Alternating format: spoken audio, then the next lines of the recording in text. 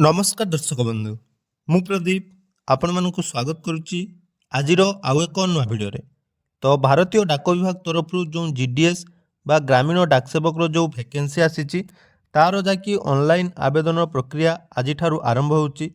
तेणु 30 जनवरी ठारू आपण माने नुआ रजिस्ट्रेशन करने सहित आपण माने जदि केवल 10th पास करिसेंती एवं आपण मानक बयस 18 वर्ष रु ऊर्ध्व रही ताले आपण माने जीडीएस बा ग्रामीण डाक सेवक पाई ऑनलाइन ले निजर रजिस्ट्रेशन एवं एप्लिकेशन जोटा कि सबमिशन करेंगे। तेणु एथर जो जीडीएस वैकेंसी आसी ऑल इंडिया रे आपण मानकर 28,000 रु अधिक वैकेंसी रही। आम जदि ओडिशा रे कथा हबा ओडिशा रे मोट 1191 पोस्ट पाई वर्तमान जाकि ऑनलाइन ले निजर फॉर्म आपण माने सबमिट करेंगे।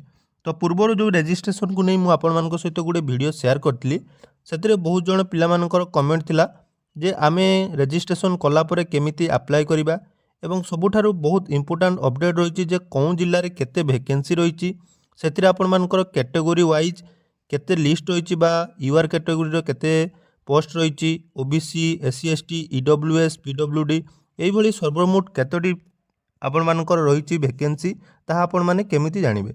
आसंतु आज भिडियो रे मु आपण मानकु कहबी जे स्टेट रे जो वैकेंसी आसी तो प्रत्येक डिविजन ले आपण मानक पई कोन कैटेगोरी रे केते आपण मानकर पोस्ट रही एवं आपण माने जदि जीडीएस रे आवेदन करिया पई चाहुचंती ताले कोन डिविजन ले आपण मानकर आवेदन कले आपण मानकर सिलेक्शन होबार चांसेस अधिक रही से विषय सब किछि डिटेल्स आज भिडियो रे जानिबा। तेणु भिडियोटी निहाती समस्तଙ୍କ ପାଇଁ इनफॉर्मेटिव रहिबो। या सहित आपण मानक ପାଇଁ आउ गोटे इंपोर्टेंट अपडेट रही पूर्वर मध्य मु आपण मानकु कहिछि जदि जीडीएस रिलेटेड आपण मानकर कोनोसी भी प्रॉब्लम रही बा आपण माने पोर्टल रे निजर लिंक पाऊना कौटी आवेदन करेंगे जापर ना ताले डिस्क्रिप्शन आम टेलीग्राम चैनल लिंक रही तो से टेलीग्राम चैनल आपण मैंने निहाती जॉइन करूँ। या सहित आउ गोटे इंपोर्टेंट अपडेट देखूँ यही चैनल केवल मुझे आपण मानक जॉब्र नोटिफिकेशन अपडेट दिए किंतु या सहित अन्यान्य जो रही आमर जॉब रिलेटेड कौटी सिलेक्शन हम कौटी केते कटअप जाउची तार जदि डिटेल्स आपण मैंने जानापी चाहूँगी ताले आमर सेकेंड चैनल जोटा कि जॉब इनफॉरमेशन रो सबकिछि अपडेट बा जीडीएस रे बेसिकली जहाँ भी अपडेट आसो से ही अपलोड हम। तेणु तले डिस्क्रिप्शन में से चैनल लिंक अच्छी से आपण मैंने जॉइन कर दिंतु। आज भिडियो रे आसंतु आमे जानिबा जे आपण मैंने कौन डिविजन ले केते वैकेंसी रही ताहा केमिति जानिबे। तापाई सर्वप्रथम आपण मैंने जीडीएस रो जो नुआ पोर्टालटी आसी तो से पोर्टाल लिंक मध्य डिस्क्रिप्शन अच्छी से पोर्टाल को आपण मैंने विजिट करेंगे।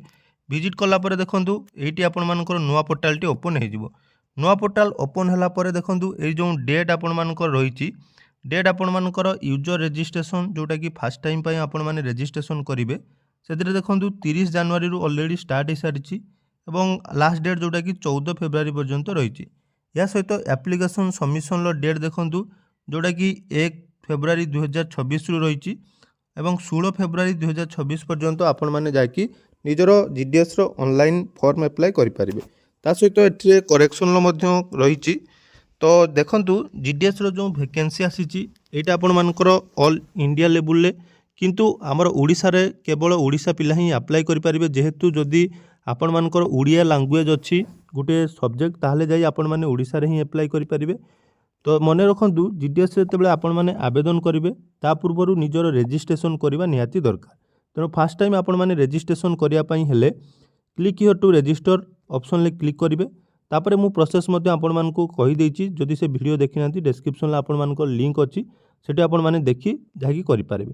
एवं जो ऑनलाइन आवेदन आज ठारू आरंभ होउची बा आपण मानकर जोडा हेइची वर्तमान जोटा कि साइट रे सबमिशन हेइ नै आज संध्या पर हमर एटा जाकि पोर्टल लाइव हे जिवो तापर आपण माने रजिस्ट्रेशन करिवे। किंतु ता पूर्वरु बहु जण पिलांकर कमेंट जे पोस्ट जो वैकेंसी आसीची एथिरे आपण माने केमिति जानिबे जे कोन कैटेगरी रे केते वैकेंसी रही। तो वैकेंट पोस्ट ऑप्शन ले जतबे आपण माने क्लिक करचोंती तो वैकेंट पोस्ट ऑप्शन ले क्लिक कले एठी आपण माने केवल केतोटी पोस्ट रही ताहा देखि पारिबे किंतु तार पूरा डिटेल्स मु आपण मानको सहित गोटे एक्सेल सीट माध्यम रे जाके शेयर करची तो जोथिरे आपण माने जानि पारिबे जे ऑल ओडिसा रे जो वैकेंसी आसीसी डिवीजन वाइज केतोटी पोस्ट रही। तो आसंतु देखिबा केमिति आपण मानकर सेटा चेक करिवे बा केमिति आपण माने से पीडीएफ पाइबे। तो देखि पारुथबे एई जो पीडीएफ टी स्पेशली मैं आपण मानक पई डिजाइन करछि एई पीडीएफ आपण मानकु कोउठी भी मिलिबोनी जोटा कि सिस्टमैटिक वे रे कोन डिवीजन ले केतोटी पोस्ट रही ତା ସହିତ କ୍ୟାଟେଗୋରୀ ୱାଇଜ୍ ବା ଆପଣମାନଙ୍କର UR OBC EWS SC ST ଏବଂ ପିଡବ୍ଲ୍ୟୁଡିରେ କେଉଁଥିରେ କେତେଟି ଭ୍ୟାକେନ୍ସି ରହିଛି ତାହା ମଧ୍ୟ ଏଠି ଆପଣମାନେ ଦେଖିପାରୁଥିବେ ଆସ୍କା ଡିଭିଜନ୍ ଯେଉଁଟାକି ରହିଛି ଆମର 64 ଆପଣମାନଙ୍କର ଟୋଟାଲ୍ ପୋଷ୍ଟ ରହିଛି। ସେଥିରେ ୟୁଆର୍ କ୍ୟାଟେଗୋରୀରେ 26ଟି ରହିଛି, ଓବିସି 8ଟି ରହିଛି, ଇଡବ୍ଲ୍ୟୁଏସ୍ ରହିଛି 6ଟି, ଏସ୍ସି ରହିଛି ଦେଖନ୍ତୁ 10ଟି ଏବଂ ଏସ୍ଟି 14ଟି ଏବଂ ପିଡବ୍ଲ୍ୟୁଡି ଗୋଟିଏ ରହିଛି। ତେଣୁ এইভাবে ଭାବରେ ଦେଖନ୍ତୁ ଟୋଟାଲ୍ ଯେତୋଟି ଆପଣମାନଙ୍କର ଡିଭିଜନ୍ ଅଛି ସବୁ ଡିଭିଜନ୍ର ଲିଷ୍ଟ ମୁଁ ବର୍ତ୍ତମାନ ଆପଣମାନଙ୍କ ସ୍କ୍ରିନ୍ରେ ରଖିଛି। ତ ଯେଉଁମାନେ এইটা ପାଇବା ପାଇଁ ଚାହୁଁଛନ୍ତି ବା ଏହାର ଯଦି ଡିଟେଲ୍ସ ଆପଣମାନେ ନେବା ପାଇଁ ଚାହୁଁଛନ୍ତି ତାହେଲେ ଟେଲିଗ୍ରାମ ଚ୍ୟାନେଲରେ ଜଏନ୍ ହେଲେ ହିଁ ମୁଁ ଆପଣମାନଙ୍କୁ ଏଇଟା ସେୟାର କରିପାରିବି, ନହେଲେ ଏଇଟା କୌଣସି ବି ଜାଗାରୁ ଆପଣମାନେ ପାଇପାରିବେ ନାହିଁ। ଏଇଟା ମୁଁ ନିଜେ ଯାହାକି ଆପଣମାନଙ୍କର ডিজাইন କରିଛି ଏବଂ ଏଥିରେ ଡିଟେଲ୍ସ ଆପଣମାନଙ୍କୁ ମିଳିଯିବ। ଏହା ସହିତ ଦେଖନ୍ତୁ କ୍ୟାଟେଗୋରୀ ୱାଇଜ୍ ଯଦି ଆମେ ଦେଖିବା ସବୁଠାରୁ ହାଏଷ୍ଟ ଭ୍ୟାକେନ୍ସି ଯେହେତୁ କୋରାପୁଟରେ ଅଛି, ତ କୋରାପୁଟରେ ଆପଣମାନଙ୍କର ୟୁଆର୍ କ୍ୟାଟେଗୋରୀରେ 78 ଜଣ ବା 78ଟି ଭ୍ୟାକେନ୍ସି, ଓବିସିରେ ଆପଣମାନଙ୍କର 7ଟି, ଇଡବ୍ଲ୍ୟୁଏସ୍ରେ ଆପଣମାନଙ୍କର ଦେଖନ୍ତୁ ରହିଛି 11ଟି, ଏସ୍ସିରେ 12ଟି, ଏସ୍ଟି ଆପଣମାନଙ୍କର 11ଟି ଏବଂ ପିଡବ୍ଲ୍ୟୁଡି 4ଟି ରହିଛି। ତେଣୁ ଟୋଟାଲ୍ ଯେଉଁ ଭ୍ୟାକେନ୍ସି ଆମର 26ଟି ଡିଭିଜନ୍ ରହିଛି, ତ 26ଟି ଡିଭିଜନ୍ରେ ଟୋଟାଲ୍ ଭ୍ୟାକେନ୍ସି ଦେଖନ୍ତୁ 1191ଟି ରହିଛି। ଏହା ସହିତ ବହୁତ ଜଣଙ୍କର ଗତକାଲି କମେଣ୍ଟ ଥିଲା ଯେ ଯେଉଁମାନଙ୍କର ୟୁଆର୍ କ୍ୟାଟେଗୋରୀ ବା ଆପଣମାନଙ୍କର ଇଡବ୍ଲ୍ୟୁଏସ୍ରେ ଯାଉଛି ବା ଓବିସି ଯଦି ଆପଣମାନେ ଯାଉଛନ୍ତି ତାହେଲେ ଆପଣମାନେ ୟୁଆର୍ କ୍ୟାଟେଗୋରୀ ଆପ୍ଲାଏ କରିପାରିବେ କି ନାହିଁ। ତ ସେମାନଙ୍କ ପାଇଁ ମଧ୍ୟ ମୁଁ ଅପଡ଼େଟ୍ଟି ଦେଇଦେଉଛି। ଦେଖନ୍ତୁ ଯଦି ଆପଣମାନେ ଓବିସି ଆପଣମାନଙ୍କର ଇଡବ୍ଲ୍ୟୁଏସ୍ ଏସ୍ସି ଏସ୍ଟି ଏବଂ ପିଡବ୍ଲ୍ୟୁଡିରେ ଯାଉଛନ୍ତି ତାହେଲେ ଆପଣମାନେ ଉଭୟ ନିଜ କ୍ୟାଟେଗୋରୀ ସହିତ ଆପଣମାନେ ୟୁଆର୍ କ୍ୟାଟେଗୋରୀରେ ମଧ୍ୟ ଆପ୍ଲାଏ କରିପାରିବେ। ଅର୍ଥାତ୍ ଯଦି ବହୁତ ଜଣଙ୍କ ପିଲାଙ୍କର ଥିଲା ଯେ ଆମେ ଯେତେବେଳେ ରେଜିଷ୍ଟ୍ରେସନ୍ କରିଛୁ ଆମର ଇଡବ୍ଲ୍ୟୁଏସ୍ ଅଛି, ଇଡବ୍ଲ୍ୟୁଏସ୍ ଆମେ ଯେତେବେଳେ ଆପ୍ଲାଏ କରୁଛୁ ବା ରେଜିଷ୍ଟ୍ରେସନ୍ କରୁଛୁ ତାହେଲେ ଆମେ କେଉଁ କ୍ୟାଟେଗୋରୀ ଆପ୍ଲାଏ କରିପାରିବେ। ଦେଖନ୍ତୁ ଇଡବ୍ଲ୍ୟୁଏସ୍ଟି ଆପଣମାନଙ୍କର ସ୍ପେଶାଲ୍ କ୍ୟାଟେଗୋରୀ, ତା ସହିତ ୟୁଆର୍ କ୍ୟାଟେଗୋରୀ ଆପଣମାନେ ଆପ୍ଲାଏ କରିପାରିବେ। ସେହିଭଳି ଓବିସି ପିଲାମାନେ ଆପଣମାନଙ୍କର ଓବିସି ଯେଉଁ ପୋଷ୍ଟ ଗୁଡ଼ିକ ରହିଛି ଓବିସିରେ ଆପ୍ଲାଏ କରିବେ, ତା ସହିତ ଆପଣମାନଙ୍କର ୟୁଆର୍ରେ ମଧ୍ୟ ଆପ୍ଲାଏ କରିପାରିବେ। ସେହିଭଳି ଏସ୍ସି ଏସ୍ଟି ପିଡବ୍ଲ୍ୟୁଡି ତାଙ୍କର ସ୍ପେଶାଲ୍ ଯେଉଁଟାକି କ୍ୟାଟେଗୋରୀ ଅଛି ସେଠାରେ ଆପ୍ଲାଏ କରିବେ, ତା ସହିତ ୟୁଆର୍ରେ ମଧ୍ୟ ଆପଣମାନେ ଆପ୍ଲାଏ କରିପାରିବେ। ତେଣୁ ସେଥିରେ ଆପଣମାନଙ୍କର କୌଣସି କନଫ୍ୟୁଜନ୍ ନାହିଁ। ରେଜିଷ୍ଟ୍ରେସନ୍ ଚାଲୁ ରହିଛି, ରେଜିଷ୍ଟ୍ରେସନ୍ଟି ଆପଣମାନେ ଶୀଘ୍ର କରେଇ ନିଅନ୍ତୁ। ରେଜିଷ୍ଟ୍ରେସନ୍ କରିସାରିଲା ପରେ ଅନଲାଇନ୍ ଆପ୍ଲାଏ ଯେଉଁଟାକି ଆଜିଠାରୁ ଆରମ୍ଭ ହେବ। ଆଜି ସନ୍ଧ୍ୟା 5ଟା ପରେ ଆପଣମାନଙ୍କର ଆପ୍ଲାଏର ଡିଟେଲ୍ସ ମୁଁ ଆପଣମାନଙ୍କ ସହିତ ସେୟାର କରିଦେବି। କିନ୍ତୁ ତା ପୂର୍ବରୁ ଯେଉଁ ଇମ୍ପୋର୍ଟାଣ୍ଟ ଅପଡ଼େଟ୍ କଥା ମୁଁ କହିଲି, ଯେମିତିକି ଆପଣମାନେ ଟେଲିଗ୍ରାମ ଚ୍ୟାନେଲରେ ଜଏନ୍ ହେଲେ ମୁଁ ଆପଣଙ୍କୁ PDF ସେୟାର କରିପାରିବି। 2 ନମ୍ବରରେ ଆପଣମାନଙ୍କର ଯେଉଁଟାକି ଜବ୍ ଚ୍ୟାନେଲଟି ରହିଛି ତାକୁ ମଧ୍ୟ ସବସ୍କ୍ରାଇବ୍ କରିଦିଅନ୍ତୁ, ସେଠି ଅପଡ଼େଟ୍ ଦେବି। ଏହା ସହିତ କଟଅଫ୍ ଯଦି ବହୁତ ପିଲାଙ୍କର କଟଅଫ୍କୁ ନେଇ ଟେନସନ୍ ରହିଛି ଯେ କଟଅଫ୍ ଆପଣମାନଙ୍କର କେତେ ରହିବ।